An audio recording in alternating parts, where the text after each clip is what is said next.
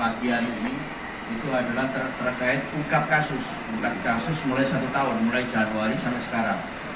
Jadi rekan-rekan yang memang terkait dengan restoratif justice, yaitu adapun apabila tersangka ditangkap, diamankan, tidak ada barang bukti, dari kewajiban kita sesuai Undang-Undang 35 tahun 2009 bahwa mereka adalah pecandu, mereka adalah korban. Jadi kita ajukan untuk rehabilitasi dengan proses berikutnya yaitu TAT, tim asesmen terpadu, itu dari BNN, Kejaksaan, dari kepolisian.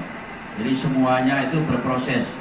Jadi apabila sudah dilaksanakan TAT, berikutnya rekan-rekan tadi ada saksi dari Orbit, dari Plato maupun dari tempat-tempat rehabilitasi lain itu yang menerima dari putusan dari tim asesmen terpadu. Jadi mereka setelah di asesmen akan ada ini proses berat berarti sampai 6 bulan, ada ringan sampai 3 bulan ataupun rawat jalan. Jadi rekan-rekan wajib disampaikan. Adapun apapun yang terjadi terkait dengan rehab itu bukan tidak berbayar. Rehab itu berbayar, sama seperti masuk rumah sakit. Jadi itu ada istilah BPJS. Jadi kalau BPJS bisa ditanggung selama 3 bulan. Jadi itu terserah dari keluarga yang akan dihubungi dari pihak BNN maupun dari pihak keluarga. Itu aja rekan-rekan, mungkin ada yang perlu tadi. Ibu-ibu, ada banyak yang biasa bertebaran, ibu-ibu lihat kalau di media proses TAT. Proses TAT itu adalah proses dari penyidikan apabila yang diamankan itu tidak ada barang bukti ataupun alat saja, berdasarkan alat bukti yang cuma alat-alat aja, alat bom dan yang lain-lain yang dimusnahkan atau tes urin. Nah, kita memeriksa, habis itu kita gelar, kita berarti bahwa yang bersangkutan tidak bisa ditindak pidana sesuai dengan Undang-Undang 35 tahun 2009. Jadi kewajiban kita untuk memanggil keluarganya, membikin proposal untuk mengajukan rehab medis. Rehab medis kita serahkan ke BNN. Jadi kepolisian tidak bisa berkomunikasi lagi dengan pecandu yang kita amankan karena sudah diarahkan ke BNN.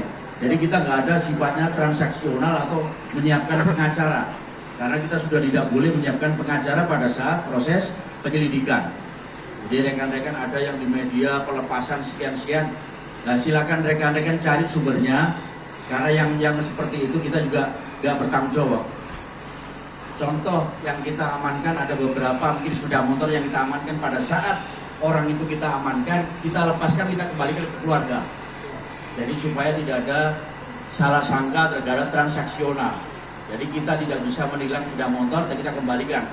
Karena kita hanya mengamankan seseorang, apabila ada tersangkanya, ada barang buktinya, kita akan proses selanjutnya.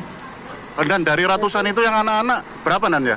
Jadi yang pertama yang terkait dengan yang kita kelompokkan ini tidak ada yang kita periksa terkait dengan anak-anak di bawah umur.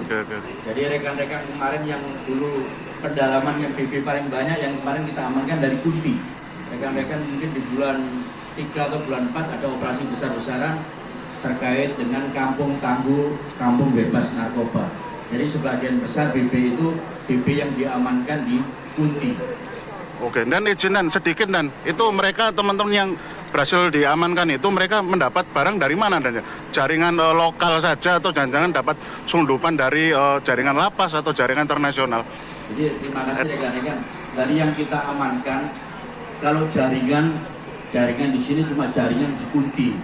Jadi yang kita bahas yang kapal lalu memang kita ditekankan pada program-program Astagita Pak Presiden kita. Kampung bebas narkoba memang ditekankan. Jadi kita selama ini operasi secara konsisten. Jadi ada operasi terpadu yang besar, yang pertama itu yang kita dapatkan 1 kilo itu. Jadi tersangkanya meninggal dunia pada saat mau diamankan lokat di lantai 2. Yang berikutnya ada ganja juga. Ganja diamankan itu di Kunti semua. Nah, terkait dengan apa yang kita amankan semuanya direhab di BNP. Jadi untuk anak-anak itu aja rekan-rekan, mungkin nanti perlu himbauan untuk masyarakat. Ya, nanti himbauan untuk masyarakat. Jadi himbauan dari masyarakat untuk kita dari Polri, BNN, sama tim terkait berharap semua rekan-rekan membantu proses informasi pencarian data dan disampaikan ke Sat Narkoba untuk kita tindak lanjuti. Karena narkoba ini adalah musuh kita bersama. Musuh kita bersama yang merusak generasi bangsa. Jadi program Pak SBY, programnya Pak Prabowo, Presiden kita mencantumkan bahwa pemberantasan narkoba itu paling utama untuk generasi bangsa kita supaya menjadi generasi yang emas di tahun 2045. Itu aja rekan-rekan. Dan sedikit Dan, untuk para pelaku ini dari kalangan mana Dan ya? Kayak supir truk atau karyawan atau seperti apa? Jadi kebanyakan rekan-rekan yang pelaku atau pecandu yang kita amankan di daerah Kunti dan sekitarnya kebanyakan dari pekerja kasar atau orang-orang yang kurang memahami terkait dengan kesehatan, jadi cuma FOMO atau ikut-ikutan. Jadi mereka ikut-ikutan mencoba memakai bahwa pakai barang itu terkesan kuat. Itu yang kami periksa, yang kami investigasi, interogasi. Motifnya kebanyakan sugesti aja, menambah tenaga dan stamina. Jadi itu sugesti aja. Dan barang bukti yang dimusnahkan pada hari ini itu sudah inkrah atau gimana?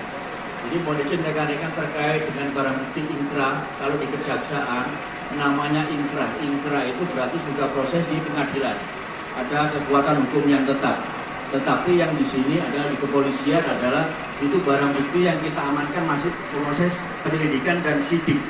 Jadi masih belum ada kekuatan hukum inkrah. Jadi inkrah itu yang sudah proses peradilan.